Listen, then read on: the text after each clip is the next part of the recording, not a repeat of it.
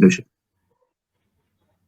अरुण जी, जो बात आलोक जी ने, अनुमा जी ने, गिरीश भाई ने कही है वो वास्तव में इंपॉर्टेंट है, और इसमें कोई शक वाली बात नहीं कि सत्ता ही उनका अंतिम ध्येय है, और उसके लिए वो राम के नाम का भी उपयोग करके उसको भी हटा सकते हैं, कोई और नाम भी ला सकते हैं।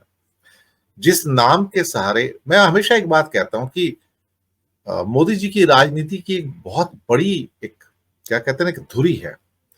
वो ऊपर जाने के लिए जिन सीढ़ियों का इस्तेमाल करते हैं, चाहे वो सीढ़ियां धर्म की हों, चाहे वो सीढ़ियां इंसानों की हों, जब वो ऊपर जाते हैं तो सबसे पहले वो सीढ़ी तोड़ देते हैं। ये मैं आपको बताऊं, ये मेरा ऑब्जर्वेशन है।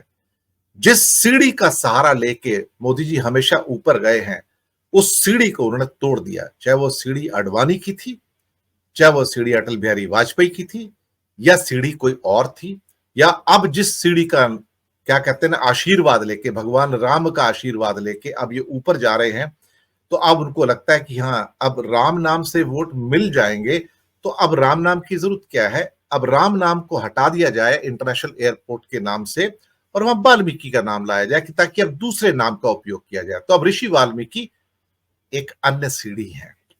अरुण कुमार शर्मा जी। जी सर, आपने एक ये स्लोगन दिया है, देखो दीवानो तुम ये काम ना करो, राम का नाम बदनाम ना करो।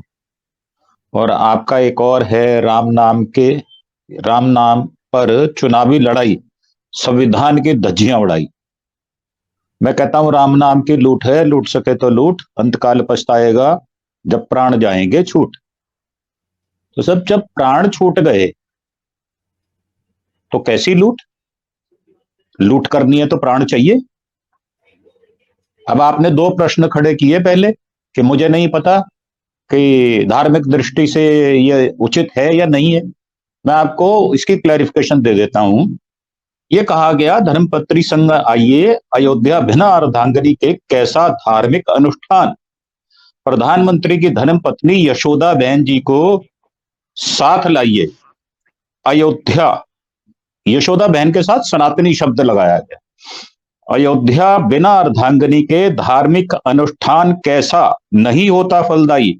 कोई भी धार्मिक अनुष्ठान, पूजा पाठ, अग्नि को साक्षी मानकर आपने 7 फेरे लगाकर उनको लेकर आए थे, और आपने तलाक नहीं दिया। पहला आपका निवारण कर देता हूं। दूसरा निवारण ये कि जो वास्तुकला होती है उसका, ऐसे जो मंदिर होते हैं उसमें बहुत ज्यादा उपयोगिता होती है।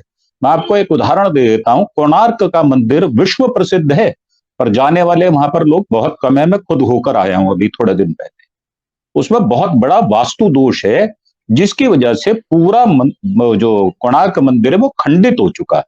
24 उसके पहिए वो सारे के सारे टूटने लग गए हैं, और वो अपने काल में उसकी बहुत ज्यादा प्रसिद्धि हुई नहीं थी।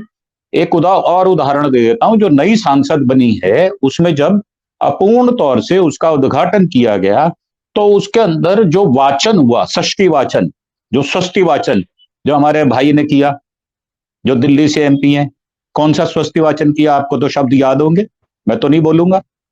तो वैसे स्वस्ति वाचन होंगे। और क्या होगा साथ में?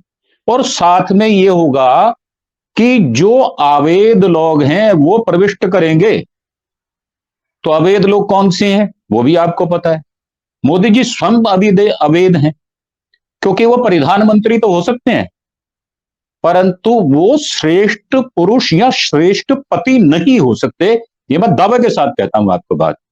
तीसरी बात ये है कि जब सब कुछ दांव पर लगा दिया गया है और जीवन के वर्ष बचे हैं कम, और अभी लालसा बहुत है, मलाई बहुत सारी चाटनी है, धर्म की चटवानी भी है लोगों को, तो साहब फिर कैसे नैतिकता तो ताक पर रख दी गई है। हमारे यहां आल्ले हुआ करते थे, हमारे यहां आल्ले होते थे जिनको रोशनदान कहते हैं।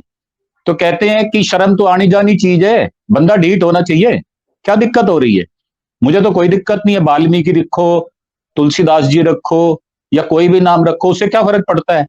आखिरकार तो राम का नाम ही आएगा। वाल्मीकि जी की भी पहुंच तुलसीदास तक या उनकी राम तक ही थी, तुलसीदास जी की भी राम तक ही थी। तो ये नामों में कुछ नहीं रखा, रखा ये है कि जो नियम साध्य चीजें हैं उनको आप कर रहे हैं या नहीं कर रहे हैं। अगर आप नहीं कर रहे, और आपकी तो परिपाटी शुरू से रही है कि आपने हर नियम को तोड़ा है, और जो हर नियम को तोड़ेगा उससे कैसी अपेक्षा कि वो नियम से चलेगा, और कैसी नैतिकता। राजनीति में नैतिकता कहना यह अपराध है। मैं समझता हूं आज जो आदमी राजनीति में नैतिकता की बात करता है, इसका मतलब उसको राजनीति की समझ नहीं है। राजनीति हमेशा जो वर्तमान होता है उसका रेफरेंस लेकर बात करती है।